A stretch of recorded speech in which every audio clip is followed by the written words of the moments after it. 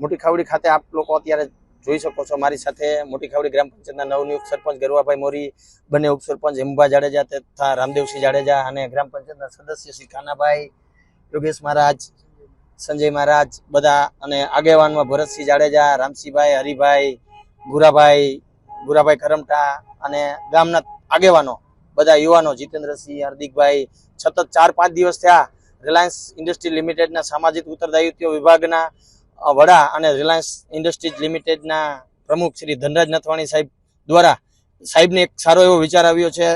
Road પર ચોમાસાની ઋતુ દ્વારા જે રોડ પર પશુઓ બેસતા હોય એમને એક્સિડન્ટ ના થાય એના માટે એમના ગળામાં રિફ્લેક્ટિવ બેલ્ટ તમે જોઈ શકો છો. આવા સરસ મજાના રિફ્લેક્ટિવ બેલ્ટ અને મજબૂત છે કે તૂટે બી નહીં એવા બેલ્ટ પહેરાવા આજુબાજુના ગામમાં આહવાન કર્યું સાહેબે અને એમના ડિપાર્ટમેન્ટે. તો અમારા ગામના 40 થી 50 યુવાનો અને આગેવાનો સતત 5 દિવસ ત્યાં રોડ પર બેસતા ગાયો પશુને બેલ્ટ પહેરાવે છે અને 600 જેટલા બેલ્ટ રિલાયન્સ આજુબાજુના ગામમાં પહેરાવ્યા છે.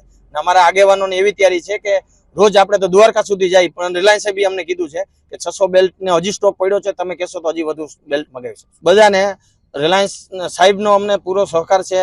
આ માટે હું ધનરાજ નથવાણી સાહેબનો ખૂબ ખૂબ આભાર માનીશ. હું અને મારી આખી ટીમ અને મારા મોટી ખાવડી ગામ વતી અમે સાહેબનો ખૂબ ખૂબ આભાર માનીએ છીએ કે સાહેબે એવું કીધું છે કે તમારે જેટલા બેલ્ટ જોતા એટલા બેલ્ટ આપશું, તમે ખાલી સહયોગ કરો. તો આપ જોઈ શકો છો 40-50 લોકો રોજ સાંજે આવી જાય છે અને રોડ પર ટોલ નાકાથી ઝાખર પાટિયા સુધી અમે 600 જેટલા બેલ્ટ બાંધી દીધા છે અને હજી પણ અમે દ્વારકા સુધી જવાની અમારા યુવાનો તો એવું જ કહે છે કે આપણે દ્વારકા સુધી જાય, જામનગર સુધી જાય, જ્યાં પણ ઢોર બેઠા હશે એને અમે આ બેલ્ટ પહેરાવશું.